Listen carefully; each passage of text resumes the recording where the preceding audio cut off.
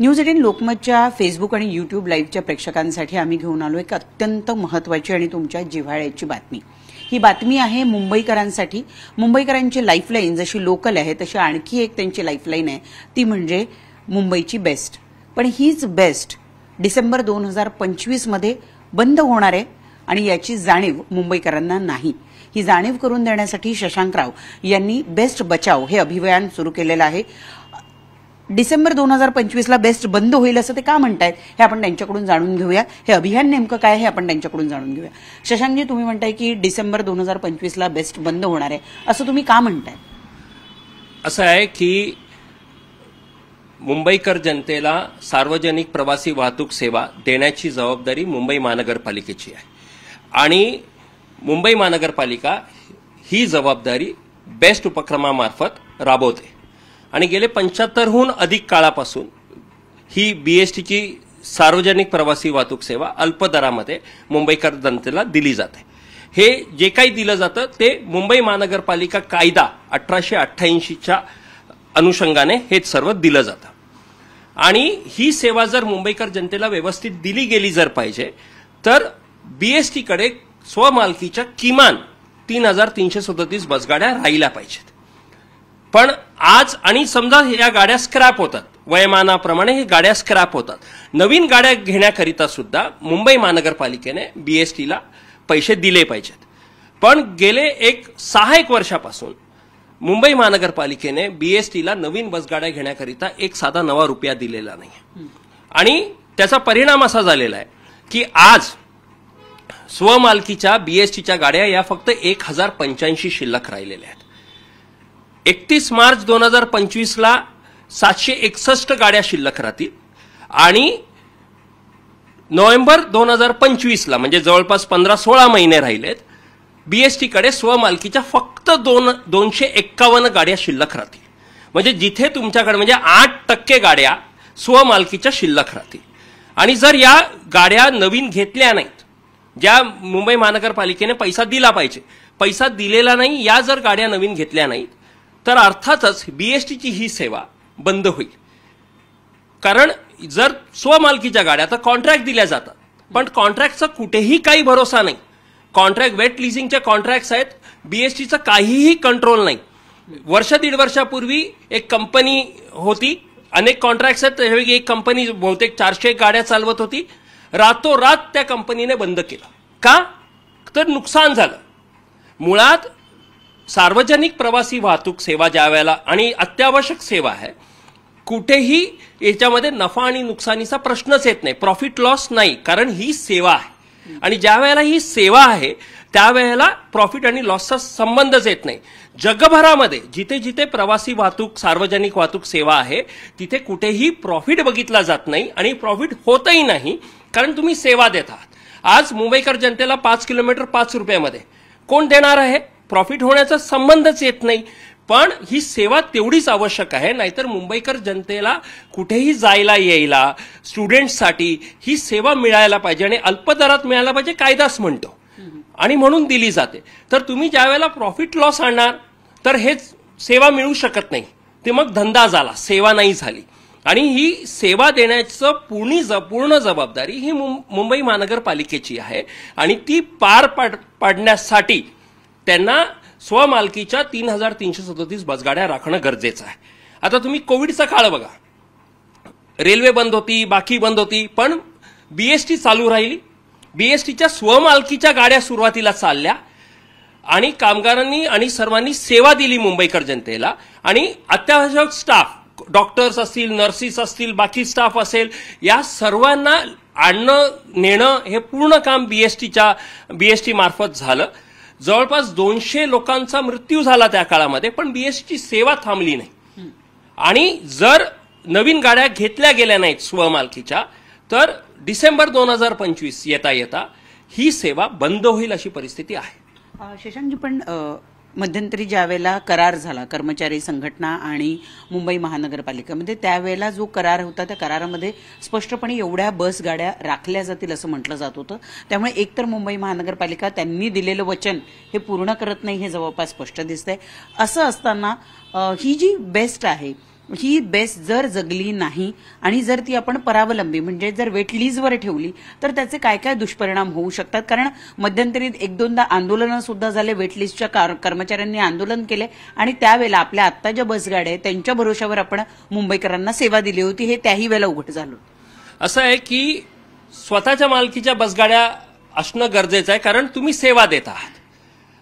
जर तुम्ही weight leasing म्हणजे कॉन्ट्रॅक्ट, जो कोणी कॉन्ट्रॅक्टवर येईल तो फक्त प्रॉफिट आणि लॉस बघणार आहे. ज्या रूटवर मला प्रॉफिट आहे मी तेच चालवणार, ज्या रूटवर प्रॉफिट नाही तो चालवणार नाही. मग मुंबईकर जनतेला ही सेवा कशी मिळणार?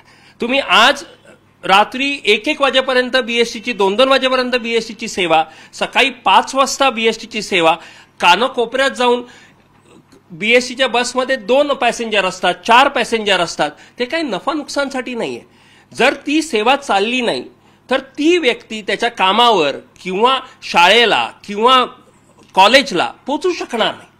आणि ही सेवा, सार्वजनिक सेवा देण्याची जबाबदारी मुंबई महानगरपालिकेची आहे.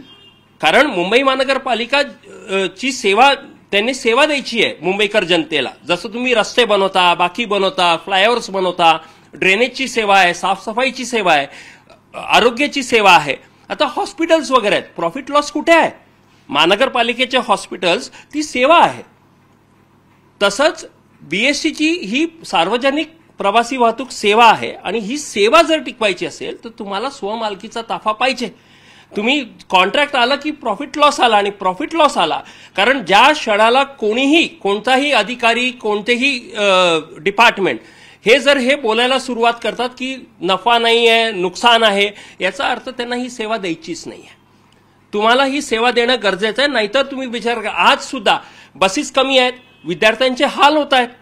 अनेक ठिकाणी बसेस रूट्स कमी आहेत, कामावर जाणारे लोक अनेक ठिकाणी तुम्ही बघाल शॉर्ट रूट्सवर लोक चालून जात आहेत कारण की बसेस नाही आहेत आणि बाकीच्या त्यांना माध्यम परवडत नाही. तुम्ही मुंबई महानगरपालिकाचं बजेट जवळपास दरवर्षी 40,000 ते 45,000 कोटींचं आहे. कॉन्क्रिटायझेशनवर खर्च होतो, नवीन फ्लायओव्हर्स वगैरे बनायला खर्च होतो, तो केलाच पाहिजे. पण त्याच्याच बरोबर काही शे कोटी नवीन गाड्या विकत घेण्याकरिता दरवर्षी जर केलं असतं तर आज ही परिस्थिती निर्माणच नसती झाली. तर ही जबाबदारी मुंबई महानगरपालिकेने पार पाडली पाहिजे. परंतु शशांकजी, यामध्ये तुम्हाला काही राजकीय पक्षांची मदत होऊ शकली असते. तुम्ही म्हणताय ही मोहीम जी आहे ही नॉन पॉलिटिकल, नॉन युनियन म्हणजे युनियनच्या लोकांचा सुद्धा तुम्ही सहभाग याच्यामध्ये घेतलेला नाहीये. मुंबईकरांपर्यंत तुम्हाला पोहोचायचं आहे. तुमच्या राजकारण्यांवरच्या आणि बाकीच्या लोकांवरचा विश्वास उडलाय का? असं नाहीये, उलट आहे की राजकीय, प्रत्येकाचं आपापलं राजकीय अलाइनमेंट असते, बाकी असतं. पण हे जे काही आम्ही अभियान चालवतोय ही मुंबईकरांसाठी आहे. ही बीएसटी मुंबईकर जनतेची, तर कोणत्याही पक्षाचा असेल, कोणत्याही राजकीय फॉलो करत असेल, कोणत्याही युनियनचा असेल, युनियनची लोक सहभागी होतील, बाकी कोणालाही सहभाग घेण्याशी रोखलेलं नाहीये.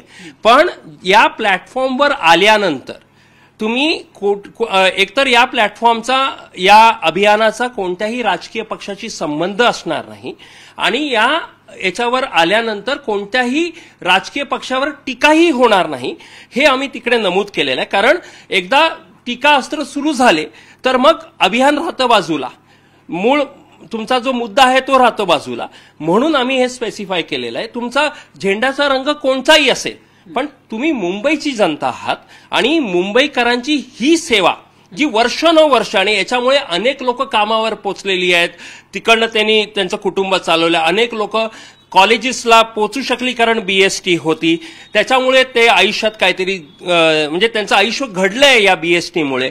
असं सर्व असताना ही सेवा सातत्याने येणाऱ्या पिढीसाठी सुद्धा चालू राहावी, हा एकमात्र उद्देश घेऊन हे अभियान आम्ही राबवत आहोत. हे अभियान कशा पद्धतीने राबवलं जाणार आहे, म्हणजे कसे कसे टप्पे आहेत, काय काय केलं जाणार आहे या अभियानाअंतर्गत? आम्ही सुरुवातीला जसं मी म्हणालो की मुंबईकरांचं हे अभियान मुंबईकर जनतेसाठी अभियान आहे.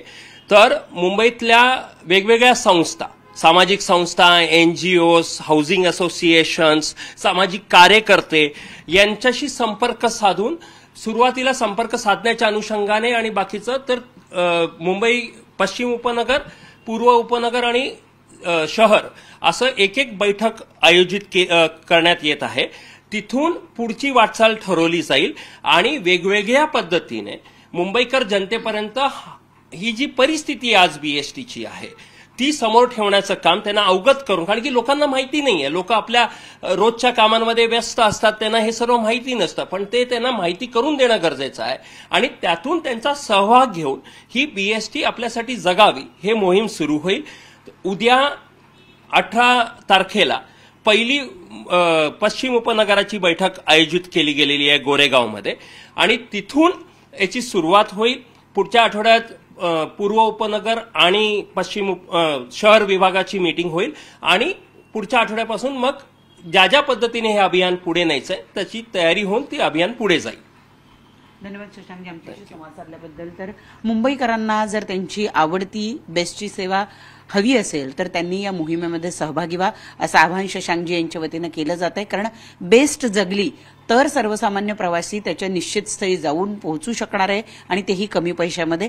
ही सेवा आहे आणि त्यामुळे ही सेवेसारखीच दिली गेली पाहिजे अशी त्यांची मागणी आहे आणि या मागणीसाठी ते आता मुंबईकरांच्या दारापर्यंत जाऊन पोहोचण्याचा त्यांचा प्रयत्न आहे. त्यामुळे मुंबईकरांनी या मोहिमेत सहभागी होऊन त्यांना सहकार्य करावं अशी विनंती या निमित्तानं ते करतायत. व्हिडिओ जर्नलिस्ट उमेश गोविलकरसह प्रणाली कापसे, न्यूज 18 लोकमत, मुंबई.